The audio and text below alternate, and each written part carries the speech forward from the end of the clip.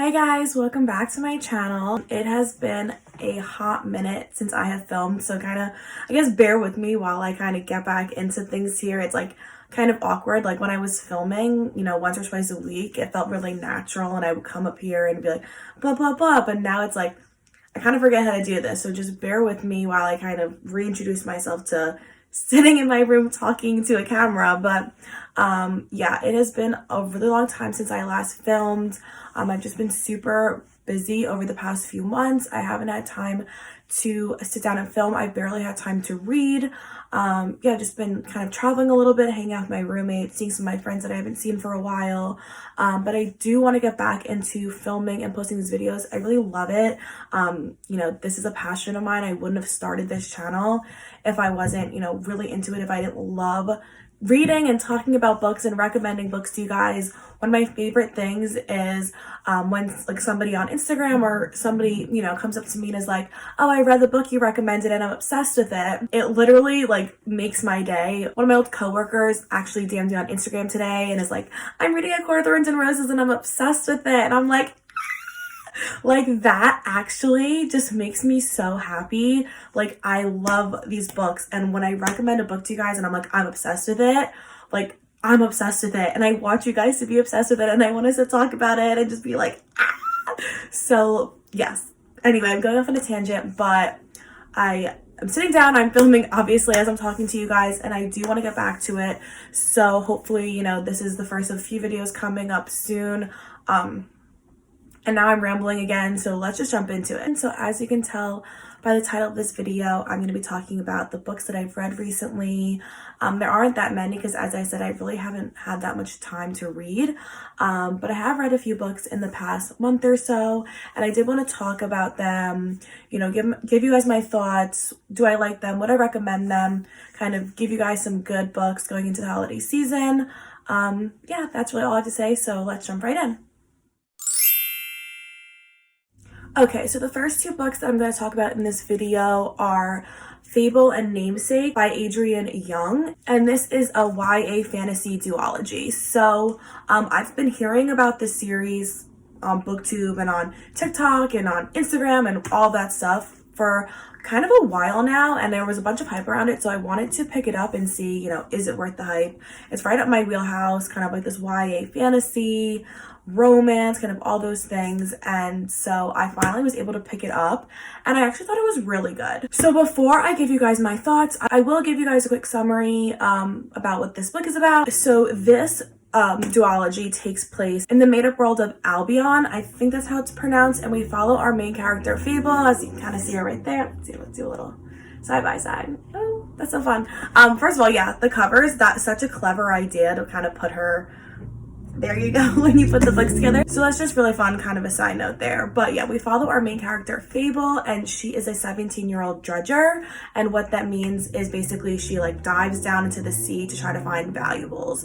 And specifically the valuable that she's looking for is called Pyre, I believe it's called Pyre, and it's like a gemstone that they can trade for coin. So a little background on Fable. She grew up on a ship, and she is the daughter of this like famous or like the most powerful trader in the like Narrows, which is like the area that they're trading in. And so that's her dad. And then her mom was also a really skilled dredger, and after the death of her mother, her father kind of, I guess, like loses it a little bit and basically drops Fable off on this like semi abandoned island, Jevel, and basically she is thrown there and told like figure out how to survive with like just some like tools that you can use for dredging. Basically it's like, here are your tools. If you want to survive, you're gonna have to go into the water, like get the pyre, sell it for coin so that you can like eat and all of that stuff. So basically she's on this island for a few years dredging and just surviving, with basically the goal of like getting off this island and finding her father and like proving him wrong. Basically like, you left me here and like I survived and I exceeded expectations and I'm like worthy of your love, essentially. So she's on this island, and one day she is attacked by some of the other dredgers on the island because they realize that she's like basically better than them and she's collecting more pyre, and they want to, you know, kind of kill her and steal all of her goods. And she escapes, and she gets on the ship the Marigold and is basically like, I will give you everything I have. Here's all my coin. Here's all my pyre. Like, please, like, save me, essentially, and take me off this island. However, once she's on this ship, she realizes that the crew, especially the captain, West, isn't exactly kind of who they seem to be, who they're pretending to be. You know, most ships have crews of like 12 people. There's only like 5 of them.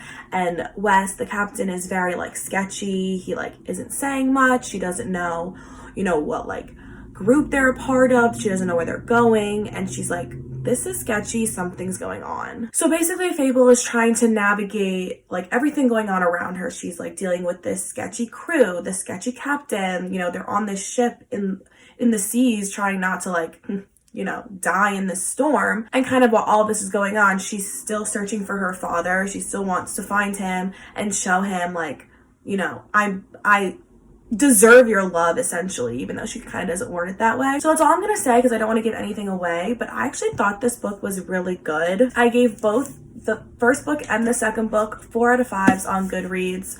I thought they were really good. Again, this is more of a YA fantasy, so not my like ultimate favorite genre, because I am more of that like new adult kind of, I lean that way. But I thought they were really good. I thought this was slightly different. I liked how it was very like piratey seas focused. It was a little bit different than like some of the other fantasy books that I read, where it's much more like kings and queens. Like this was more like pirates and captains and stuff like that. I also liked kind of how like easy and short these books were. So the books were only about like 340 pages each, so they went really fast. So I think this was really good, especially because there's only 2 of them. A lot of fantasy series are long. They have like 5 or 6 books. So the fact that they were shorter, there's only 2 of them, I think that'll be really good for people that are looking for kind of a shorter fantasy series where they can kind of just like escape into a book for a few days, a week or 2, but it's not like all consuming. It's not going to take you months and months to go through the series. I also thought the romance in this book was really good. Again, it was YA, so it wasn't super steamy or super like the focus of the books, if you will, but it was a nice kind of subplot going on in the background to kind of fill the story out, give you a little bit of romance, give you a little bit of like intimacy, just to kind of, you know, make it a little bit more oomph, if you will. So yeah. 4 out of 5, I would recommend if you are looking for a YA book. If you're looking for something a little bit more intricate or a little bit steamier, then I'd probably recommend something else. So the next book that I want to talk about today is Kingdom of the Curse by Kerri Maniscalco. And this is the second book in the Kingdom of the Wicked series. So for this video, I'm going to talk about the first book, because obviously if I talk about the second book, then I'll be giving away the first book. But I did read this book recently, and oh my god, I thought it was really good. So I actually really did like the first book. I gave this book a 4 out of 5. And my kind of, you know, reason I didn't give it a 5 out of 5 was because I felt like it was a lot of kind of build up and background and character development and not so like exciting like stuff happening, which like makes sense, right? Because it's the first book in a new fantasy series.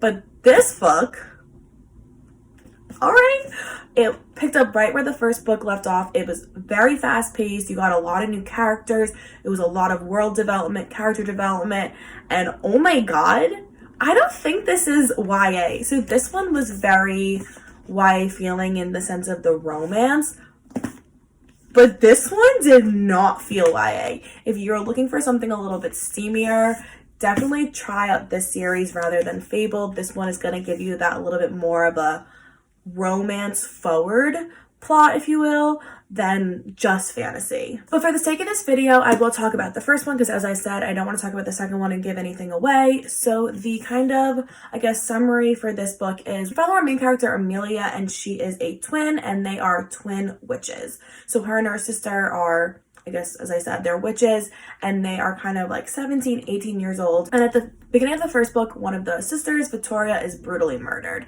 And Amelia is devastated by her sister's murder, and she is determined to figure out who killed her sister so she can avenge her. However, as she starts investigating this murder, she realizes this is like so much more than she ever realized, and there's other witches in the community that are being killed, and there's demons involved and all these other type of creatures, and she realizes she's kind of in over her head, and she enlists the help of one of the princes of hell, who are also known as the Wicked. So that's kind of where we get our title here, Kingdom of the Wicked. in her enlisting of this help from the Prince of Hell, she kind of summons him up from hell, and then enter our sly, mysterious, dark prince, who was also like very cute and like very sexy, and you're like, what's his deal? Like, he's like kind of nice to her, but then he's kind of a dick, and it's like, you can kind of, you know, guess where it goes with their relationship. So throughout the book, we kind of watch their relationship develop, and they're kind of working together to try to solve this murder, but for their own reasons. So Wrath, who's our Prince of Hell, is doing it for his own kind of agenda. He wants to know who's murdering these witches because they think it's one of the other princes of hell. And then obviously Amelia is doing it because she wants to kind of get revenge for her sister. So yeah, as they're kind of going through this, we see their relationship build, and you see Amelia start to struggle with, you know, is he as bad as everybody has made the Prince of Hell to be out to be? Like, or maybe like that was exaggerated, or maybe, I don't know. And then it's like, you know, you see her kind of wanting to trust him, but then also it's like, don't do that, you know what I mean? So it's like, you kind of get this like tumultuous relationship between the two that's obviously just like really intriguing to read. Anyway, that's all I'm gonna say because I don't want to spoil anything, but both the first book and the second book are really, really good. I would highly recommend this series. As I said, the first book, I give a 4 out of 5. The second book, a 5 out of 5. So good. I'm so excited for the third book to come out. And also, as I said, if you're looking for something that's a little bit on the steamier side, go for this series over Fable. Okay, and the last book that I want to talk about today is Atomic Love by Jennie Fields, and this is a historical romance.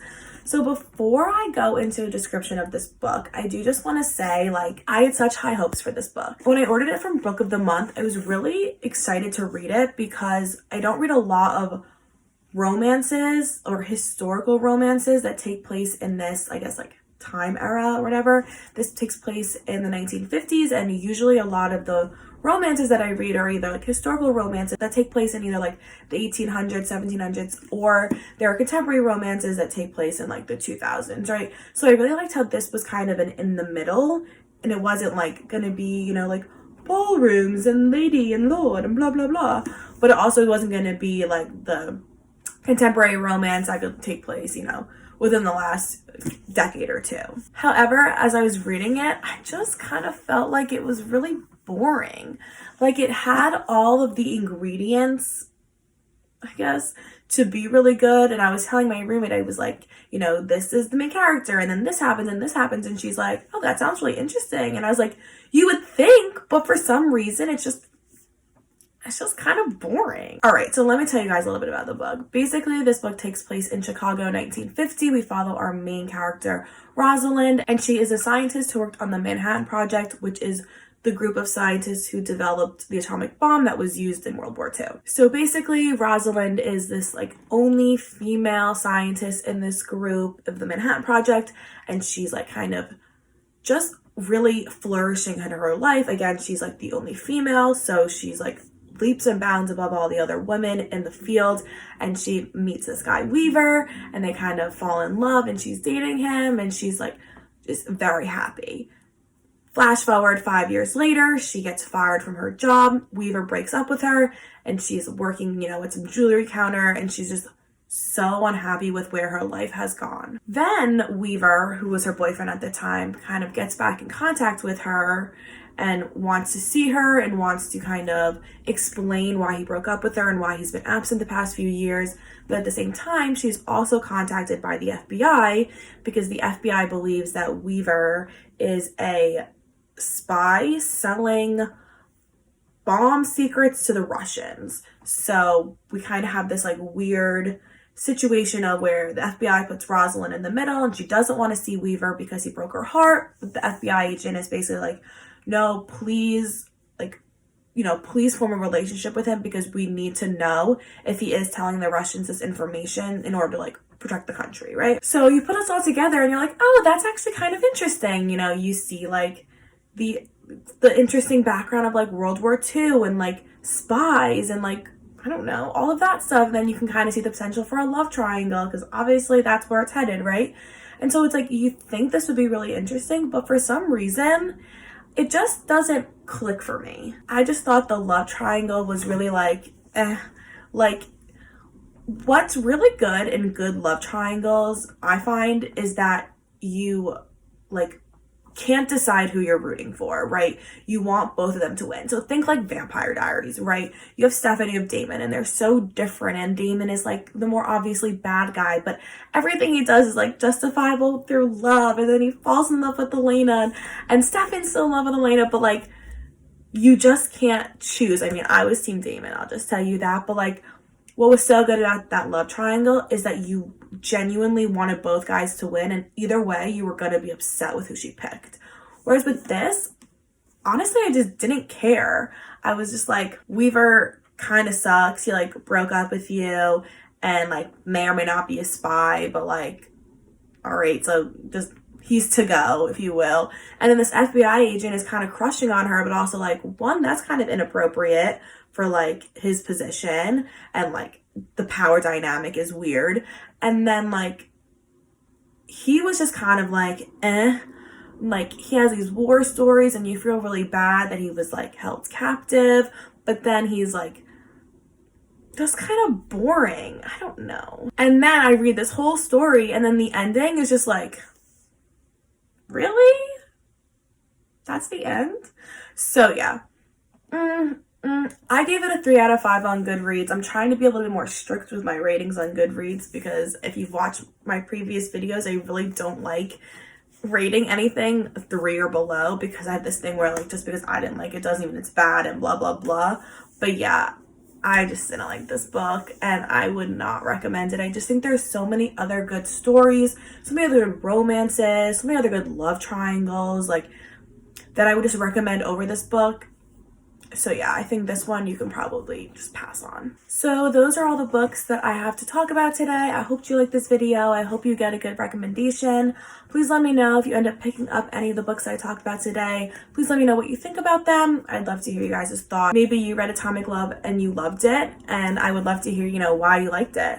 But yeah, that is all I have today. So please like this video. Please subscribe if you aren't already because it really supports my channel.